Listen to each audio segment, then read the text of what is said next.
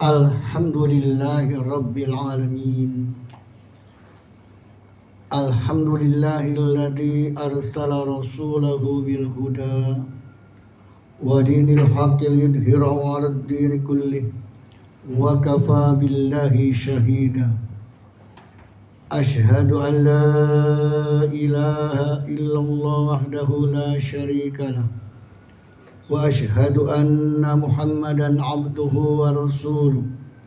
Allahumma salli wa sallim wa barik ala Muhammadin wa ala alihi wa sahbihi ajma'in. Amma ba'du.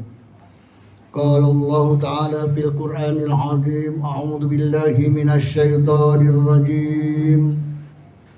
Ya ayyuhalladzina amanu taqullaha haqqa tuqatih wa la tamutunna illa wa antum muslimun. Ya ayyuhalladzina amanu taqullaha wa qulu qawlan sadida yuslih lakum a'malakum wa yaghfir lakum dhunubakum wa may yuti'illaha wa rasulahu faqad faza fawzan 'azima. Jamaah Jumat yang dimuliakan Allah, puji syukur kita panjatkan kehadirat Ilahi Rabbi atas karunia dan nikmat yang Allah berikan kepada kita. Berbagai kenikmatan yang kita rasakan, namun yang namanya nikmat iman tidak semua orang dapatkan. Alhamdulillah, berbahagialah kita siang hari ini menunaikan ibadah Jumat karena iman. Jemaah yang dimuliakan Allah, mendapatkan iman, memelihara iman, itulah yang harus terus kita pupuk dan pelihara hingga sampai ketaatan menuju ke arah takwa. Sebagai kesempurnaan kemuliaan dari seorang muslim adalah orang yang bertakwa. Suasana saat ini kita masih dalam bulan Muharram, kita masih ingat barangkali kisah hijrah atau apa yang telah dilakukan Rasulullah saat Rasul mengajak umatnya untuk berislam. Ketika menyampaikan awal mula masih ada keraguan, belum ada keberanian. Setelah 2 tahun menerima wahyu, Rasul berani menyampaikan karena sudah ada perintah langsung. Fasda' bima tu'maru a'rid 'anil musyrikin. Sampaikan. Walaupun orang-orang musyrik itu, orang kafir itu enggak suka. Karena dakwah adalah mengajak. Namun ajakan beliau dari tahun ke tahun hanya segelintir orang. Sampai terus bertambah dan tidak begitu banyak. Ketika mengenalkan Islam untuk berpindah akidah dari menyembah berhala kepada menyembah Allah, memang sulit karena sudah mendarah daging, berkerak dalam hatinya keyakinannya hanya berhalalah yang harus patut disembah. Sehingga tantangan, ancaman, rintangan dialami oleh Rasulullah, wabil khusus buat para pengikutnya. Ada yang ditangkap, dipenjarakan, disiksa, bahkan dibunuh. Semakin banyak kebenciannya karena semakin banyak orang yang memeluk Islam, akhirnya tidak bisa bertahan lama, kasihan umatnya, banyak yang ditangkap, disiksa dan seterusnya. Akhirnya Allah perintahkan Rasulullah untuk berhijrah ke Yasrib yang kemudian diubah namanya menjadi Madinah. Perjuangan 13 tahun bukan main ya. Satu hal yang luar biasa. Kalau bangsa kita berjuang 350 tahun dijajah, baru perjuangannya saat-saat ketika 1905 ada munculnya Serikat Dagang Islam, kemudian muncul 1908 Budi Utomo, kemudian muncul 28 Sumpah Pemuda, kemudian muncul juga akhirnya proklamasi bertahap ya. Dari 1908 ke 28 berarti 20 tahun, dari 28 Sumpah Pemuda ke merdeka 17 tahun. Rasulullah 13 tahun tak bisa memerdekakan dan bisa membebaskan Mekah dari penyembahan berhala. Tidak bisa dikembangkan, tidak bisa dirubah masyarakatnya. Akhirnya pindah ke Madinah yang sebelumnya beberapa orang Madinah sudah memeluk Islam. Di Mekah ketika mereka berkunjung ke Mekah, ya banyak juga orang-orang yang berkunjung ke Mekah saat-saat musim haji. Karena musim haji itu zamannya jahiliyah, zamannya Nabi Ibrahim, zamannya sebelumnya sudah ada. Banyak dikunjungi kota Mekah sehingga orang-orang Madinah yang berkunjung ke Mekah mengenal Rasulullah tertarik. Orang Mekah nggak tertarik, justru orang-orang Madinah tertarik. Dari sekian orang, Baitul Aqobah berjanji untuk siap mendukung Rasulullah pulang ke Madinah, sebarkan ke masyarakat Madinah, merata semuanya, pengen mengenal apa itu Islam. Berangkat lagi, ya Baitul Aqobah kedua, bertambah pasukannya, jamaah dari Madinahnya, dari Yasrib. Akhirnya ngajak, ya Rasul, pindah cepat, pindah ke Madinah saja, kami menantimu, siap, ya memeluk Islam masyarakat Madinah. Luar biasa. Di Mekah ditolak mentah-mentah, di Madinah diterima. Begitu datang hijrah disambut marhaban, ya Rasulullah, selamat datang Rasulullah, ya Rasul, di kota Yasrib. Yang kemudian Rasulullah mengubah kota Yasrib menjadi Madinah. Luar biasa.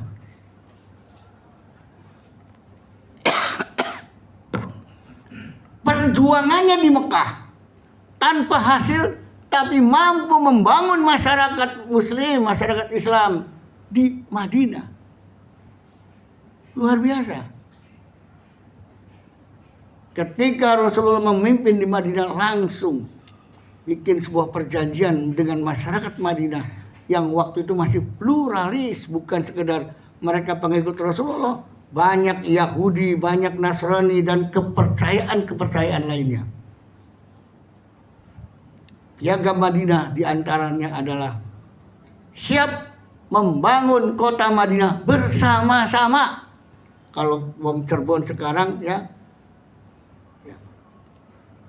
membangun Wanangun Manunggaling Caruban, membangun bersama kota Cirebon.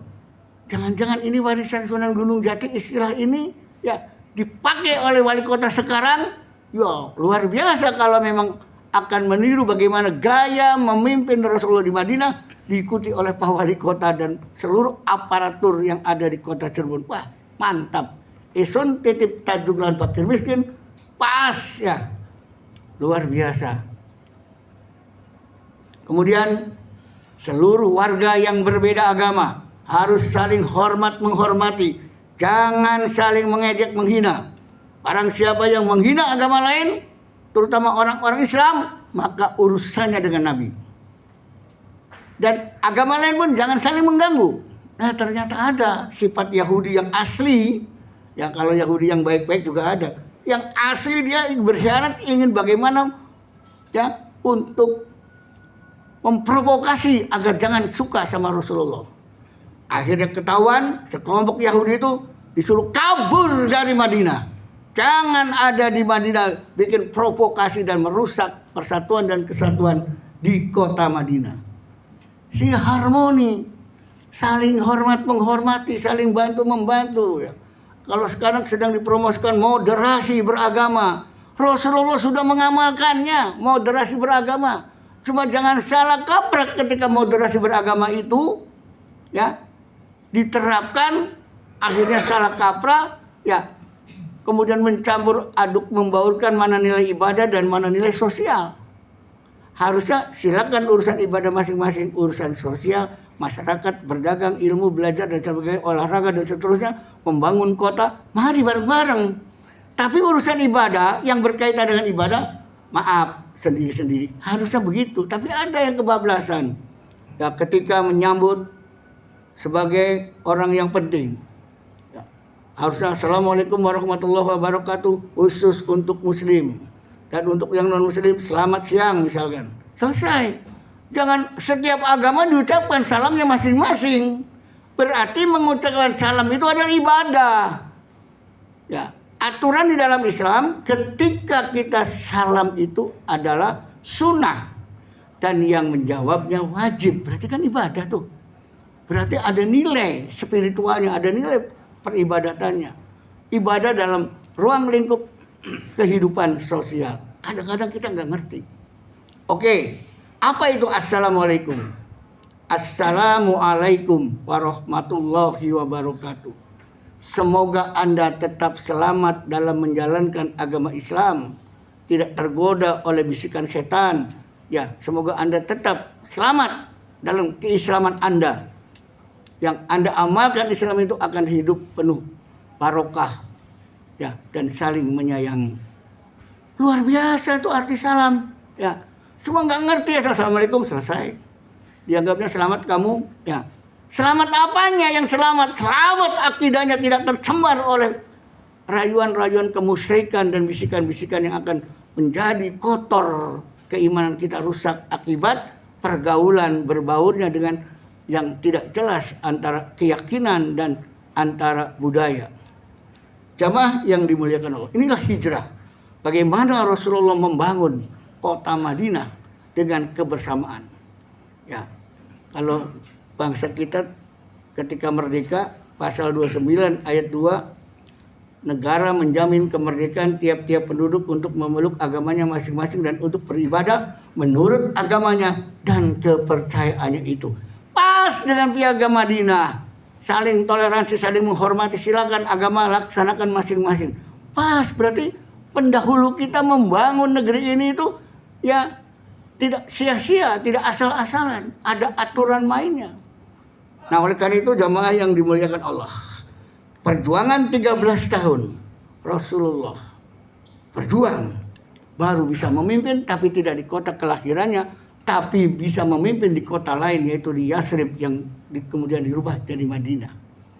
10 tahun Rasulullah memimpin di Madinah. Coba kita perhatikan.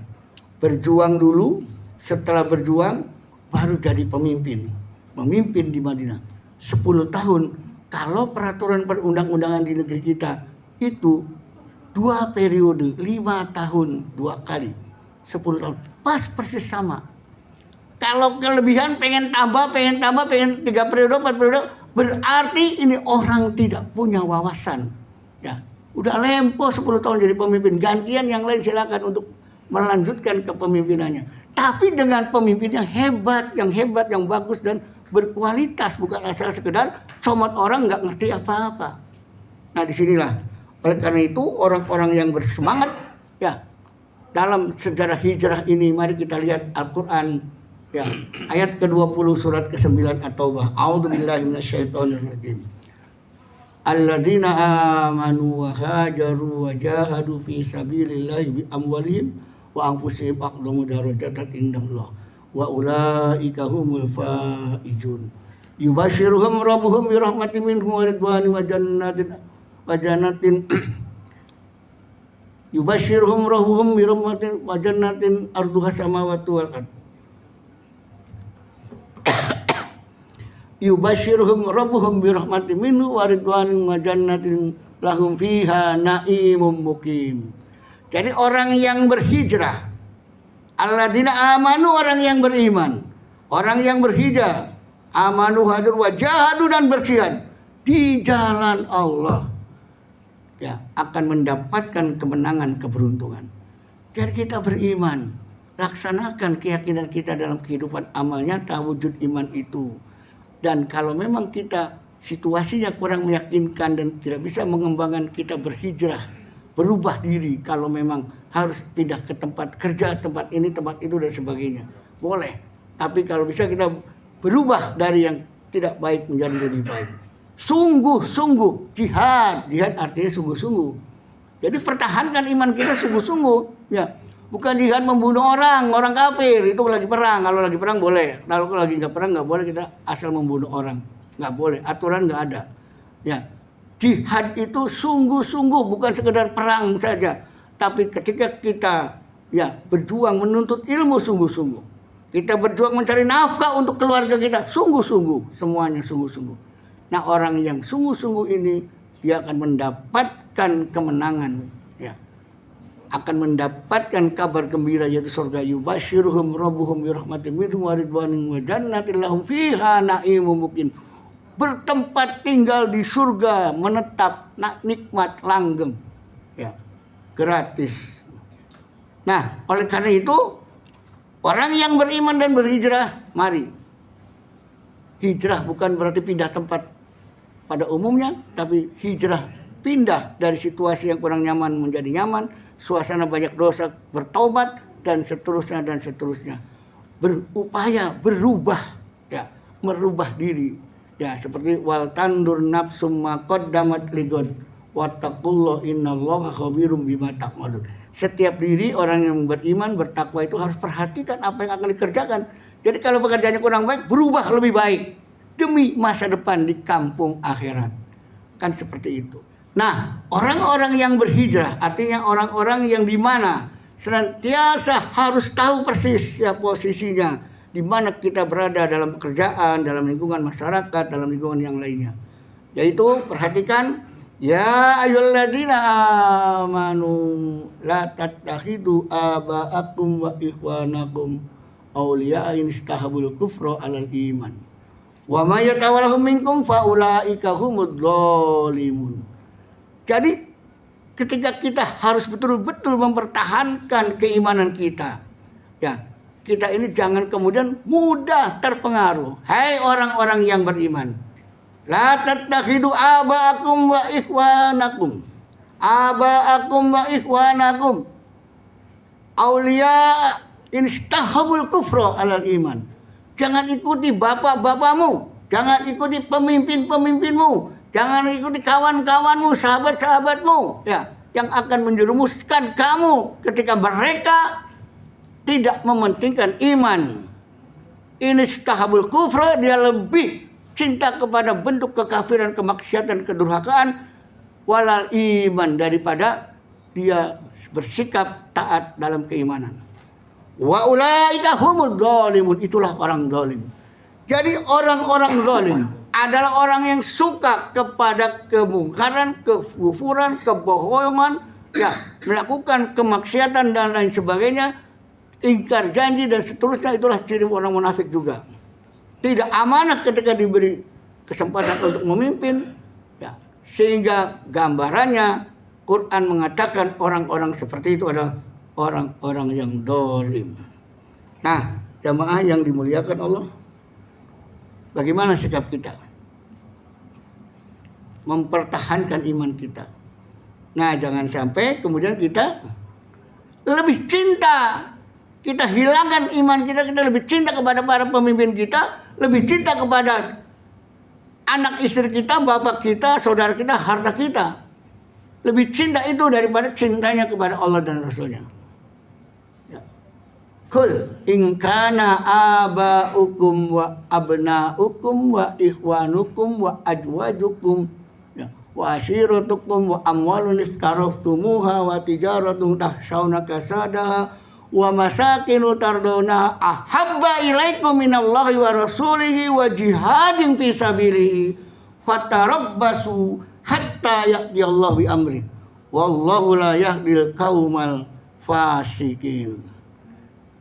Katakan, kalau engkau lebih cinta kepada bapak-bapakmu, kepada anak-anakmu, kepada saudara-saudaramu, kepada istri-istrimu, kepada saudara perempuanmu, kepada dunia harta benda yang kamu cintai, bisnis perniagaan yang kamu cintai, semuanya perniagaan, peternakan, pertanian dan sebagainya yang kamu lebih cintai daripada cintanya kepada Allah dan Rasulnya. Apa kata Allah? Fatarabbasu hatta ya'tiyallahu bi amri. Nanti Allah akan urus model kalian seperti itu. Orang yang seperti itu, wa ulaika humul fasikun, orang fasik, ngaku Islam tapi lebih cinta dunia. Nah, disinilah jamaah yang dimuliakan Allah, mari ya kita bagaimana hijrah ini menjadikan diri kita untuk tetap bertahan, mempertahankan keyakinan, keimanan kita, terus kita kembangkan menuju kepada suatu hal yang luar biasa. Ya, sekali lagi, satu semangat perjuangan Rasulullah perlu kita tiru. 13 tahun kita berjuang. Kita pernah berjuang apa? Kalau kita mau jadi pemimpin, apa? Kalau pemimpin zaman dulu juga sama. Semua Nabi Ibrahim, Nabi Yusuf, Nabi Musa ditahan oleh Fir'aun, ditahan oleh Namrud, ditahan oleh raja-raja. Bung Karno ditahan, Bung Hatta ditahan, semua Jenderal Sudirman ditahan oleh penjajah. Begitu keluar jadi pemimpin bangsa, memimpin bangsa. Jangan kayak pemimpin zaman sekarang tidak pernah berjuang karena punya duit, nyalonin anggota dewan, nyalonin legislatif, dengan duitnya kemudian dia membeli suara rakyat, jadilah pemimpin. Wah, periode pertama masih mulus, masih kelihatan baik-baik saja. Periode kedua bagaimana? Untuk mengembalikan modal yang 100 miliar dan sekian miliar telah habis. Bagaimana caranya agar modal kembali? Nah, disitulah pemimpin zaman sekarang memimpin dulu baru dipenjarakan karena kasus ya, memimpinnya tidak amanah karena menduduki jabatannya dengan main suap, membeli suara rakyat. Ini sudah umum. Kok kenapa tidak berubah bangsa ini dan tidak berubah manusia-manusia yang bermental seperti ini untuk terus ingin jadi pemimpin? Kapan negeri ini akan berubah? Ketika manusia-manusia yang seperti itu terus bermunculan di setiap 5 tahun sekali. Kita hanya menonton entah kapan akan berubah. Mudah-mudahan semangat hijrah ini merubah semuanya. Yang sudah pernah seperti itu bahkan bertobat dan berubah menjadi orang baik-baik. Kenapa? Karena sadar bahwa kehidupan ini adalah sementara. Harta yang dia miliki, jabatan yang dimiliki juga sementara. Tapi bakal dipertanggungjawabkan oleh Allah di akhirat. Nah, inilah suatu kesadaran total buat kita, anak bangsa dan seluruh aparatur siapa saja yang merasa diri jadi pemimpin. Mari di tahun Hijriah ini berubah menuju kepada kebaikan, bertaubat. Barakallahu li wa lakum fil Qur'anil azim wa nafa'ani wa iyyakum bima fihi minal ayati wa dzikril hakim wa taqabbal minni wa minkum tilawatahu innahu wal ghafurur rahim.